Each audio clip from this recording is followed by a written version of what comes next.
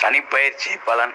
சனிப்பயிற்சிங்கிறது மார்ச்லேயே வந்துடுதுன்னு சொல்கிறாங்க. ஆனால் அது வந்து பெருசாக எடுத்துக்க வேணாம். கோயிலில் இன்னைக்கு சனிப்பயிற்சியா அன்றைக்கி தான் ஒரிஜினல் சனிப்பயிற்சி. இதுவும் ஒரு சனிப்பயிற்சியாக எடுத்து வச்சுக்கலாம். ஆஃப் இயர்லி எக்ஸாம் மாதிரி. ஆஃப் இயர்லி எக்ஸாம் ஒழுங்காக இருந்தால் தான் ஆனுவல் ஒழுங்காக எழுத முடியும்.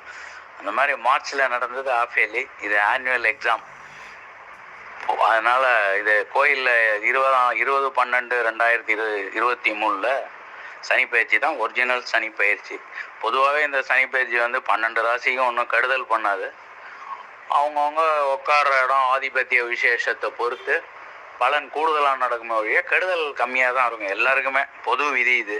அதனால் சனிப்பயிற்சின்னு யாரும் பயப்பட வேணாம். ரெண்டாவது சனிப்பயிற்சியோட கூட இருக்கிற குரு, ராகு, கேது இதனுடைய பயிற்சியும் நம்ம மிக்ஸ் பண்ணி தான் சொல்லணும். ஏன்னா இது கோச்சாரம். தனிப்பட்ட ஜாதகம் பார்க்கும்போது சில கான்செப்ட் வந்து செப்பரேட்டாக சொல்கிறது வேறு. பொதுவான ஒரு பயிற்சினா மேஷ ராசியாக இருப்பாங்க, ஒவ்வொருத்தருக்கு ஒரு லக்னம் இருக்கும். ரிஷப ராசியாக இருப்பாங்க, ஒவ்வொருத்தருக்கு ஒரு லக்னம் இருக்கும். ஒவ்வொருத்தருக்கும் ஒரு தசை இருக்கும். அப்போ சனி பயிற்சி வந்து எல்லாருக்கும் ஒரே மாதிரி நடக்கணும்னு அவசியம் இல்லை. சில பேருக்கு 8ல் சனி இருந்து ஆனந்தமாக இருப்பாங்க. சில பேருக்கு சனி லாபஸ்தானத்தில் இருந்து ஒன்றுமே சிலன்னு குறைப்படுற வரும். அப்போ தசையை நீங்கள் பார்த்துக்கணும். ஓகேவா? இது வந்து பொதுவாக சொல்கிறது. ஏன்னா இதுலேயும் ஒரு கான்செப்ட் இருக்குது. அதனால் இதை நீங்கள் ஃபாலோ பண்ணுங்கள். இப்போ நான் 12 ராசிக்கும் பலன் சொல்கிறேன். ஃபஸ்ட்டு மேஷ ராசி. அஸ்வினி 4 பாதமும், பரணி 4 பாதமும், கிருத்திகை முதல் பாதமும் கொண்ட மேஷராசி அன்பர்களே, உங்களுக்கு வந்து சனி வந்து 11 லாபஸ்தானத்தில் இருக்குதுங்கிறது ஒரு மகிழ்ச்சியான சமாச்சாரம். அதே சமயத்தில் சனி வந்து 10க்கும் உங்கள் லக்னத்துக்கு 10க்கும் 11 கூடைய 9க்கும் 10 மேஷ லக்னம். ஆமாம், 9 10 10க்கும் 11 கூடைய சனி வந்து உங்களுக்கு வந்து ஒரு விதத்தில் பாதகாதிபதி. அவன் லாபஸ்தானத்தில் இருக்கிறனால உங்களுக்கு பாதகம் கம்மியாக இருக்கும் இந்த டயத்தில் கோச்சாரப்படி. அதே சமயத்தில் வரக்கூடிய குரு பயிற்சி, உங்களுக்கு பிறகு ராகுகேது பயிற்சியெல்லாம் இருக்கிறனால 23 22 விட 24 வருஷம் வந்து உங்களுக்கு எல்லா விஷயத்துலையும் சக்ஸஸ் பண்ண முடியும். உங்களோட நியாயமான ஆசைகள், நீங்கள் நியாயமாக நடந்து கொண்ட எல்லா விஷயத்துக்கும் நல்ல ஒரு ரிசல்ட்டு கிடைக்கும் மேஷ லக்னத்துக்கு.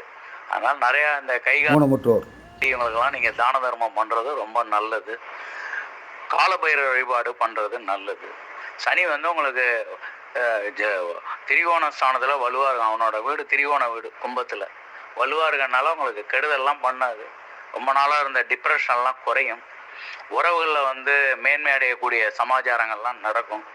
இதெல்லாம் வந்து ஒரு நல்ல ப்ளஸ் பாயிண்ட்டு. அதில் வந்து மேக்சிமம் மேஷராசிக்கார செவ்வாய்க்கிழமை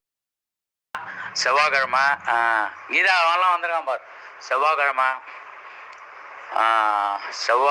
திங்கள், செவ்வாய், வியாழன் சைவமாக இருக்கிறது நல்லது. இதெல்லாம் ஃபாலோ பண்ண மகிழ்ச்சியாக இருக்கும். அதனால் ஒன்றும் ஒரி பண்ணிக்க வேண்டிய அவசியம் இல்லை. மேஷராசிக்காரர்கள் சிறப்பாக இருப்பார்கள். அதுவும் 2024 செம மகிழ்ச்சியாக இருக்கும். இது உத்தரவாதம். காலபைரவ வழிபாடு பண்ணுங்கள். கைகால் வளம் இல்லாதவங்களுக்கு தான தர்மம் கொடுங்க. Okay, thank you. ஓம் காகத்வாஜாய வித்மஹே खट्ग अस्ताय धीमहि तन्नो मन्द प्रचोदयात्.